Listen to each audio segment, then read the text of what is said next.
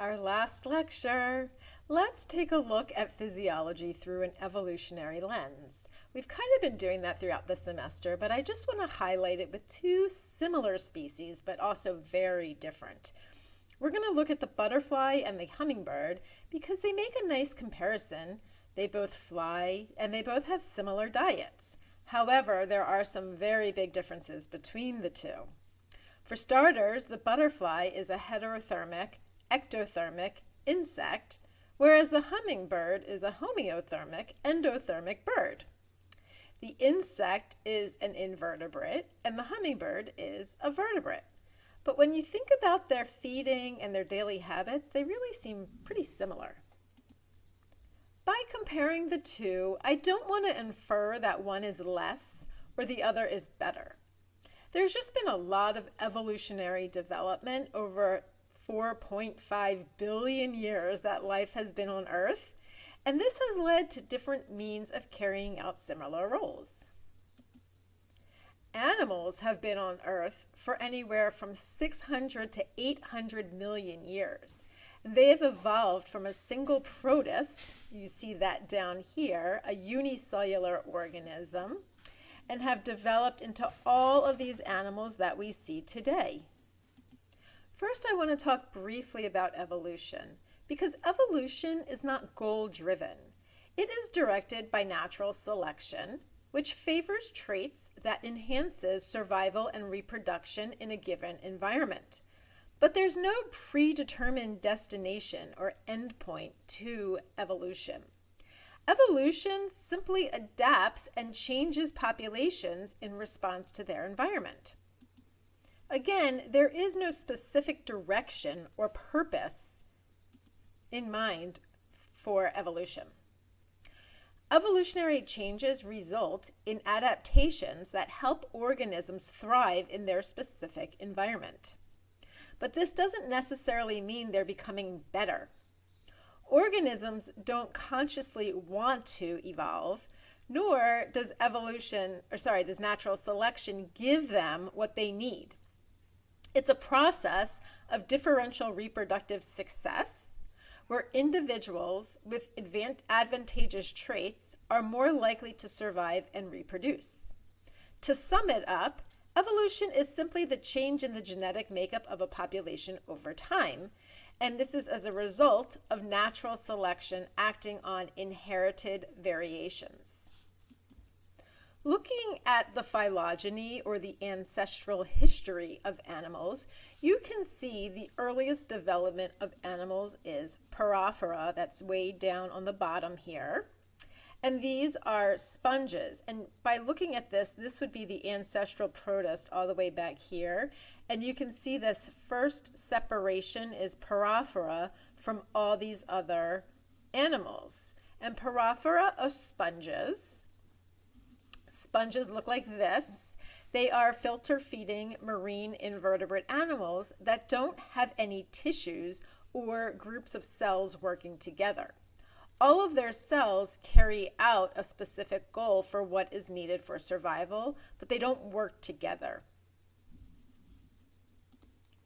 As you move up in this clade, this animal phylogeny tree, you can see you go from the more simplistic jellies, the cnidarians, to some of the other insects and invertebrates, all the way up to the vertebrates or chordata. And you can just see a different representation of that here. So here are the very early animals, and again, those Porifera split very early on, and they split because they don't have tissues, and they split from the animals that do have tissues. They have cell types that work together. And then you can see here the jellies separate from everything else based on their body plan, or these cnidarians. The jellies are they have radial symmetry, so any way you slice it in a pie, they would be symmetrical. And they separate from all the other animals based on bilateral symmetry. And then you can see here lots of other determining factors separating the ancestral history of animals, with chordata being down here in the middle of that evolutionary split. All right, so let's go back to the butterfly and the hummingbird. We have the butterfly on top and the hummingbird on the bottom, and we can compare their anatomy. The butterfly on top has a more simplistic internal anatomy compared to the hummingbird. The first system that we're going to talk about is the nervous system. The butterfly has a more primitive nervous system with multiple ganglia along their tract, which requires less feedback from the smaller, more primitive brain. They have a decentralized nervous system where the individual ganglia, and you can see those labeled here, respond to localized stimuli rather than relying on the brain for interpretation. This isn't a bad system or a less effective system, it's just a more simplistic, primitive system, and it doesn't allow for much problem solving or plasticity in their daily lives. They are adapted for a specific routine and they generally stick to that routine. On the other hand, the hummingbird has a centralized brain with an attached spinal cord that transmits all bodily signals back to the brain for response. They do have some ganglia along the nerve cord where localized neurons cluster, but overall, responses are generated from the centralized brain. Birds have a well-developed brain that can interpret and respond to different stimuli. They can troubleshoot and respond to danger and also defend their territory from other animals. They are incredibly adapted for their lifestyle and very efficient in life.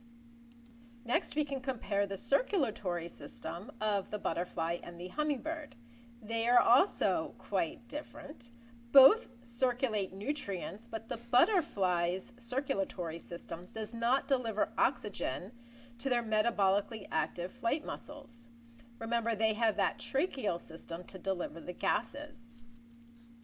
If the butterfly did not have the tracheal system, their circulatory system alone would not support their flight muscles, their metabolically active tissues. It wouldn't provide enough oxygen to these tissues. Generally, an open circulatory system would support a more sluggish metabolic rate. This system utilizes sinuses to bathe tissues in hemolymph and transports the fluid into their elongated hearts through the ostia. And you can see that here's their heart, and they have ostia along the back. And then all of this area here is a big sinus with hemolymph that just bathes those tissues. Again, this would be inefficient for metabolically demanding tissues if this was the only means for oxygen delivery. However, it is efficient enough for nutrient delivery in the butterfly. On the other hand, the hummingbird has a closed circulatory system with very efficient nutrient and gas delivery to tissues and rapid metabolic waste removal. To keep up with their demanding metabolic rate, they need the human equivalent of over 150,000 calories a day. That's a lot of calories. To survive their migration, the birds rapidly pack on weight, as much as doubling it in a matter of days. Without a closed circulatory system and highly evolved tissues and enzymes, the hummingbird would never be able to survive. This leads us to their respiratory systems. Both supply their incredibly energetically demanding muscles with enormous amounts of oxygen to carry out the almost constant cellular respiration to create the almost endless supply of ATP needed for the amount of muscle movement these animals use. However, the delivery of oxygen is very different in these two animals. The butterfly has a more simplistic tracheal system where oxygen is not moved in the hemolymph but delivered directly to the cells through the spiracles. While incredibly efficient, this system is best suited for smaller animals. The hummingbird has a typical bird respiratory system, which is comparatively very complex and structured.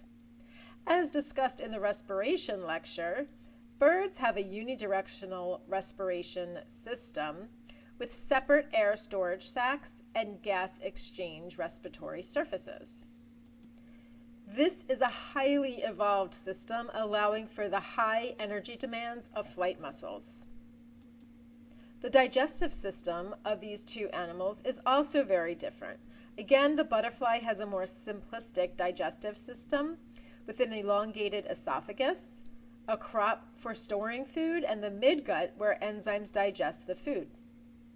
They have minimal intestines for nutrient absorption, and the hindgut where waste is concentrated and extra water is reabsorbed. Although the hummingbird has similar parts, they have evolved specific adaptations to maximize the efficiency of their digestive system, such as a shortcut in their stomach where nectar bypasses the gizzard and goes directly to the small intestines for faster absorption. Their short digestive tract, coupled with their highly efficient metabolism, allow them to rapidly extract energy from their food source, enabling their high energy demands for flight muscles and hovering. Hummingbirds have a gut passage rate of less than an hour, compared to the mammalian gut passage rate of about 24 hours. That means from the time you ingest to the time it is eliminated, hummingbirds are an hour and humans are 24 hours. Quite a big difference. In this short amount of time, they are able to extract about 97% of the sugar from the nectar. They are incredibly efficient. Hummingbirds ingest so much sugar that their blood sugar levels are high enough to kill or seriously hurt a human. Much of the sugar goes straight to their muscles to fuel their constant activity of their wings and their rapid heartbeat, which can reach 1,200 beats per minute. Can you imagine? Other sugars wind up in the liver, where adapted enzymes process them into fat that fuels the bird's migration. As soon as they take off, they rapidly burn through those fat stores. Their small intestines also has a highly efficient glucose transport system.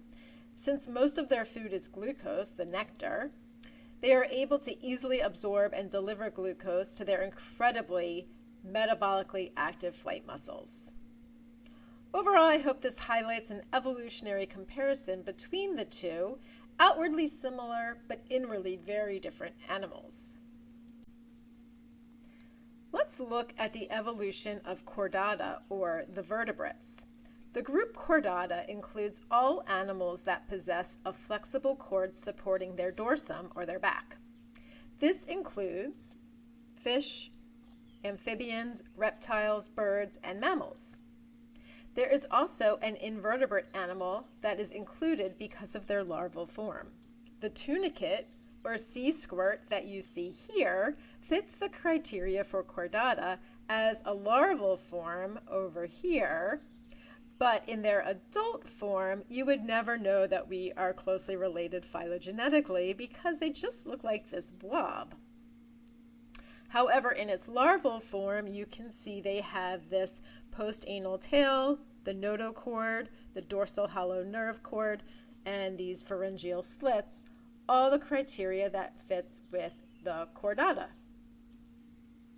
Vertebrates first made an appearance about 550 million years ago, and the final form of mammals appeared about 65 million years ago. Therefore, the evolution from fish all the way to mammals took place over 500 million years. Quite a slow evolutionary process. As vertebrates moved away from water onto land and then into areas that became more dry and less moisture, their respiratory surfaces had to change. Additionally, as they moved from ectothermic to endothermic, their metabolic rate increased. All of this led to the evolution of the systems that we see today.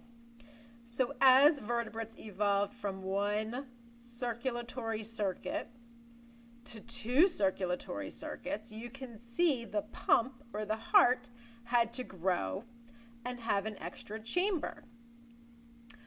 As vertebrates lost the ability to absorb oxygen through other means, like their skin in amphibians or the gills in fish, the ventricles of the heart had to separate oxygen-rich from oxygen-poor blood better than in the three-chambered heart that we see in the frog.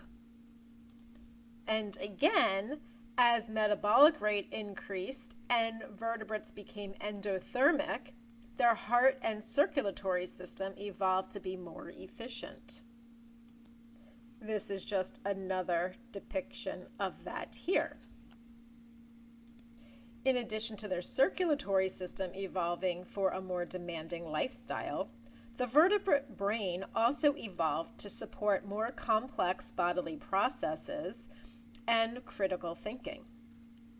As the brain from the fish's most simplistic separation of neuronal activity to the most complex mammalian problem solving and critical thinking, you can see some parts of the brain coming together.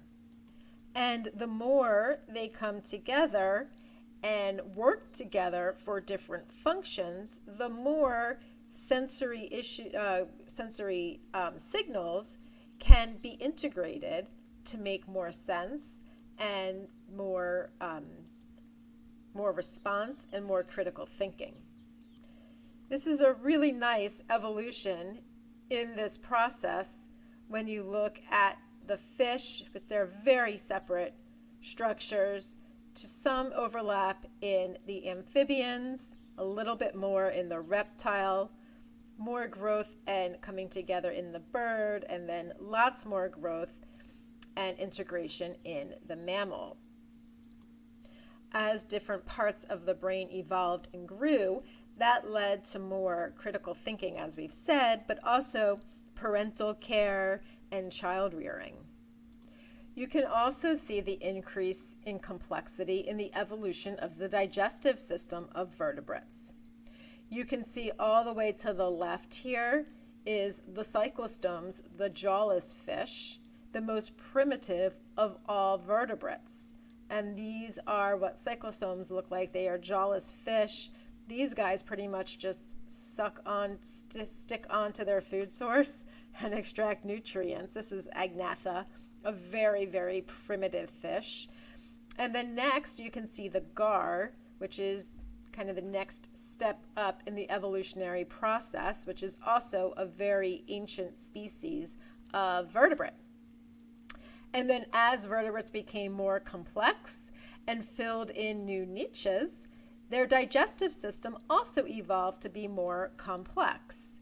This allowed for increased availability of food sources needed to fuel those higher metabolic rate that we talked about. Again, evolution does not produce a perfect organism. There is no perfect specimen out there. Organisms evolve to best survive their environment and to outcompete other individuals in their population. This increased survival allows these more competitive individuals to survive until reproduction, at which point they pass down the traits that gave them that competitive edge. The environment is a huge factor in determining which traits are most competitive. As the environment changes, the traits that increase survivability will also change. I hope this kind of sums up the semester for you of all of these really interesting animals and systems that we have taken a look at, and hopefully puts everything in perspective for you, how animals have evolved over time and changed to fill all of these different niches that we see in our environment today.